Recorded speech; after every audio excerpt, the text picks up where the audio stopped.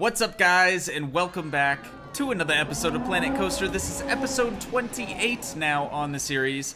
Today, we are going to be building yet another roller coaster, but this one has a bit of a twist. So I'm planning on making a coaster way over here, which should hopefully help with our foot traffic issue that we've been having. But also, with all of the empty space out here, guys, I'm thinking we might be able to make a go-kart track underneath the roller coaster. I don't know if that's gonna work or not, but we do have most of the collisions turned off. You guys know when Captain Salt goes backwards, when this boat moves backwards, it actually intersects the track here for the Stinger, as well as over here at the sundial. When it's at its peak height over on this side, it does go straight through this section of the track here. With all of the collisions sort of turned off, we can do a little bit more and sort of cram things closer together than we would be able to with collisions turned on. A couple of new things that I want to go over with you guys really quick that I did off camera. Starting off over here, I added a ATM out front of the queue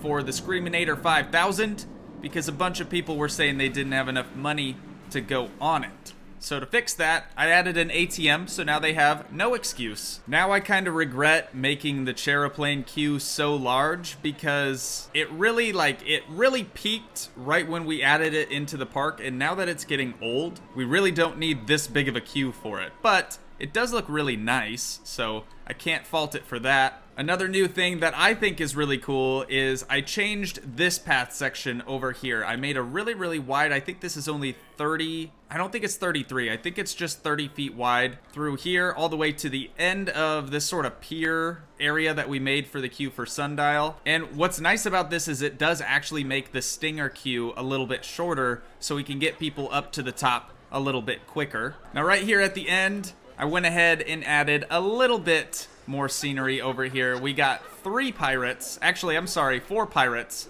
There's one more in the back here chilling on a log. We got this one over here sitting in the shade. This one, I don't even know. He's hunting for booty. He's booty hunting right now. And then this one's just leaning up against the queue. But I think that adds a little bit more character over here to this area. This is kind of the more or less the pirate area of the park. I also adjusted the aim for the cannons, so they're actually firing at the Kraken now, whereas before they were firing at the sundial. Over here I added 2 more pirates and changed the coloring for all 3 of their outfits. So we have the 2G colors. We got sort of a pastel pink. It doesn't really work on the clothing that well, but we have yellow, highlighter yellow, and we have the sort of Tiffany blue, teal, light blue type of color there. In the last episode, I actually asked, why are the redcoats fighting the pirates?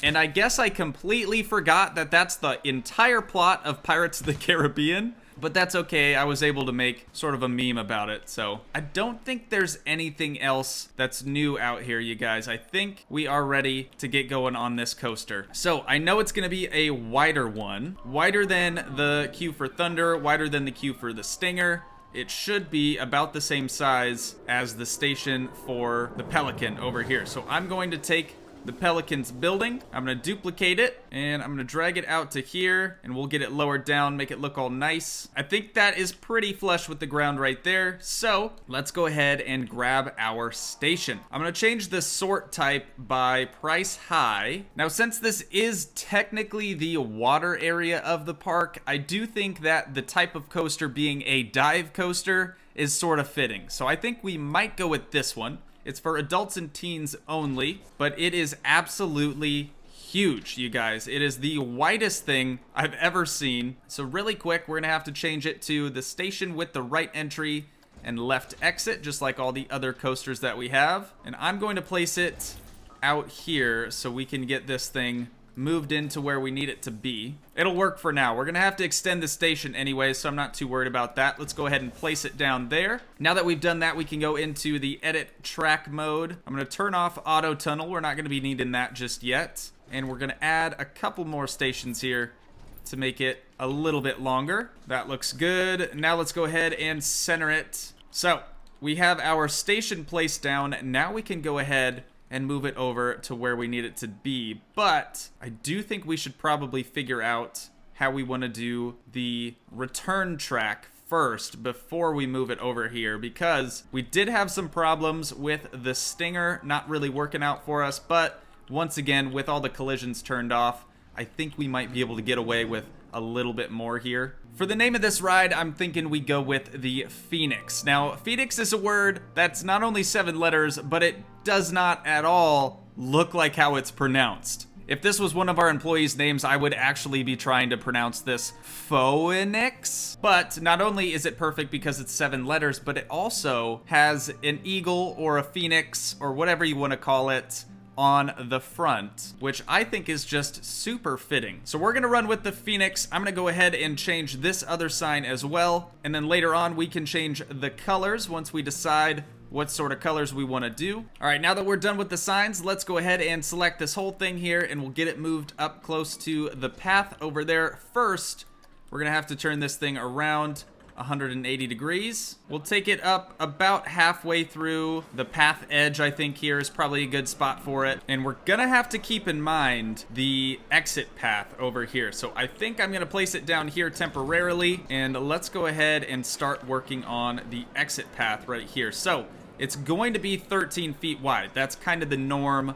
for the exit paths. So we'll just bring a single path out like that so we can space it out accordingly. All right, I think right there is pretty dang close. So we'll run with that for now. It doesn't have to be exact, guys. Uh-oh, I didn't realize I didn't have the station selected, so we're gonna have to move that over. Fantastic. Okay, now we just have to place the entrance and the exit. You guys know the deal. We've seen this before. Exit's gonna be right over here. And now we're gonna be able to see if my exit path that I created is actually gonna play out. And we'll connect it up just like that. That is perfect. Super straight right there. And it butts up nicely to the queue over here. Now we have to make sure on this side, since I do want to be putting a go-kart track sort of underneath the coaster itself, we need to make sure that we have a big enough path over here to be able to do so. So we'll bring our 30-foot path out to, we'll say about here is probably a good stopping point. And the queue for the Phoenix we can have come off of here. And that way this sign is actually in use still. Whereas over here at the Acrobat, we actually deleted the sign on this side because no one was gonna be able to see it with the tornado being right up next to it like it is. So we should be able to utilize both signs over here, which will be nice. Now, before we get started on the actual track and finishing this path here, I am going to edit these letters and set the advertised destinations for the Phoenix instead of the Pelican, because I almost always forget to do that. Okay, all the signs are advertising the Phoenix. Now what we have to do is change the name, and there we go.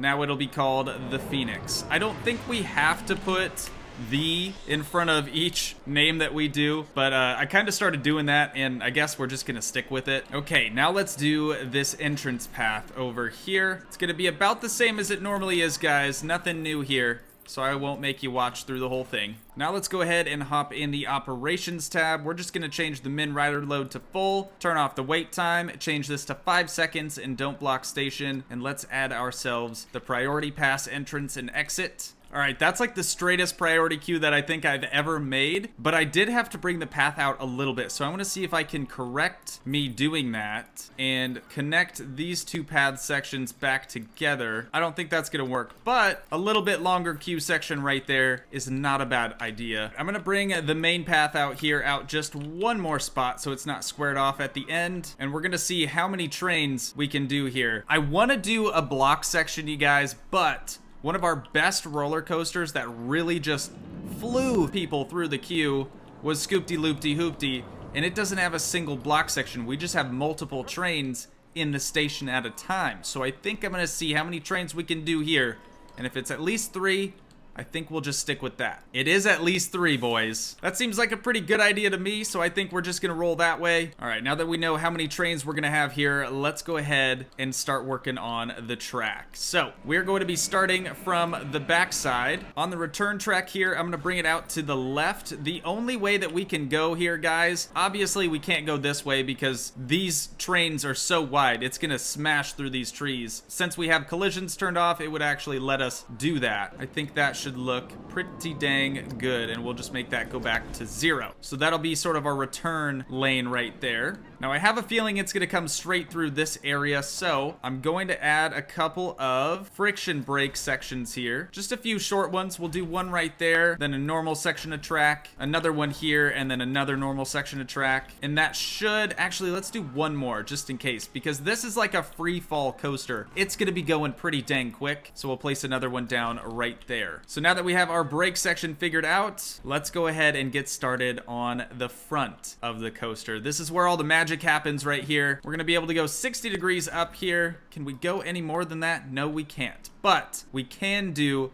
a dive drop, which is completely straight down, you guys. So let's go ahead and make this section as long as possible, 65.5 feet. We'll do, gosh, I don't know. We want it to be bigger than the Stinger over here. So we're not even there yet. Let's do 3 of these. And at the top, we'll make it go back down to 0. So this is all one big chain section here. I feel like this is how most coasters start out. Oh God, we got rides breaking down left and right. Do I check on them, or you think we're good? I think we're probably good. Okay, so let's see what the dive drop is all about. Holds the train looking down before releasing. Oh, that could be scary. That could be real scary, but I'm up for it, dude. That sounds awesome. So let's put it right there, curve it back up to 0. Ooh, that's gonna be kind of aggressive though. God, that's a really aggressive angle right there. It might be able to hang. It might be able to hang. And we're gonna have to turn auto tunnel back on for 20 foot because now we're getting into the section that is closest to the mountain, but we are going to bring it up slowly. We'll do an 11.25 here, then a 22.5, and then a 33.75, and now up to this point. Let's see how far back we can go. Our border's right here, so we got a little ways yet. Let's go ahead and bring it up to a 45. Still gonna be as long as possible, and we're gonna take it 90 degrees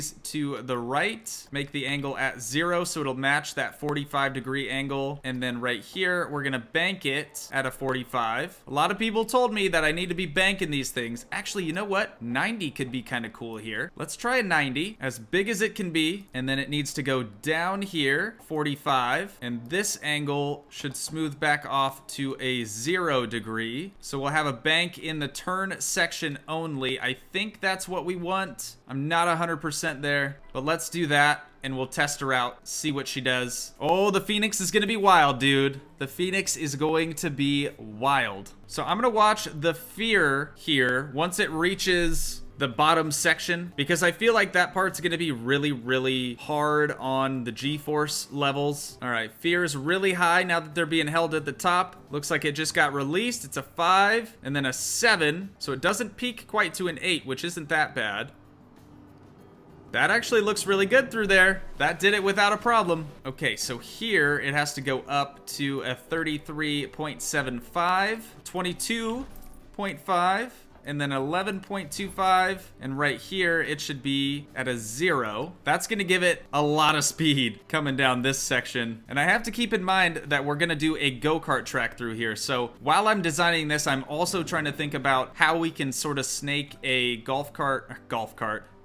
Did I say golf cart the first time? Go-kart track around here as well. So I'm thinking we might be able to bring one up this way on top of the hill and then maybe drop it back down. We'll have sort of a figure 8 setup going on here. All right, now that it's at 0, I think what I'm gonna do is place that down there, and we're gonna do a similar thing over this way. 22.5, then a 33.75, and then a 45, and at the 45, we're gonna do pretty much the same thing we did on the other side with the 90-degree turn to a 0 with a bank of about 90. This thing looks pretty cool. Let's see if it can actually complete a test here. We'll get into the ride camera, hit some fast forward. This would be scary. I don't think I've ever done a timed drop like this on a roller coaster. Oh, that curve's not that bad. I thought that was gonna be a little bit more aggressive than it is. That looks good through there. We might have to bank the turn a little bit more at like the initial turn section. And then I don't know if it's gonna have enough speed to make it up to the top of this one. Nope. Doesn't look like it's gonna. We'll try that at a 45-ish angle. And same thing over here. We'll try to get this to a 45-ish angle. All right, that looks close enough. So let's test it now with the new banking section there, and it might give us a little bit more speed. I highly doubt it. If not, guys, we're gonna have to bring that drop up quite a bit to get a little bit more speed to go through these areas, because I really think this idea is a solid one. Oh, it is so close. I don't think it changed much from the previous test. All right, let's test this out. I have a feeling it's gonna be able to do this one, but I'm still trying to think of the go-kart track here. Things are getting a little bit more complicated now. I should have tried to keep it more in the air, I guess, rather than on the ground the whole time, but the fact that this mountain is here doesn't necessarily matter. We could get rid of the mountain. That's not a huge deal. And actually, we might get rid of the mountain. Go ahead and test that out. While it's testing, I'm gonna come over here, change the angle for this to about a 45-ish. And same thing on this side. And over here, I don't think we altered this one yet. There we go, that's about 45. 45.11, I'll take it. All right, it should have all three trains in there again and send out another. Looking good. All right, I just want to see if it can actually make it around here. So this first turn looks pretty good. It's nice and smooth. Pretty good through there. Right here, similar thing. 45 to a 90, back to a 45, now to 0. This turn's gonna be a little sharp and a little aggressive. Up and over, that is perfect. Exactly where I needed it to be.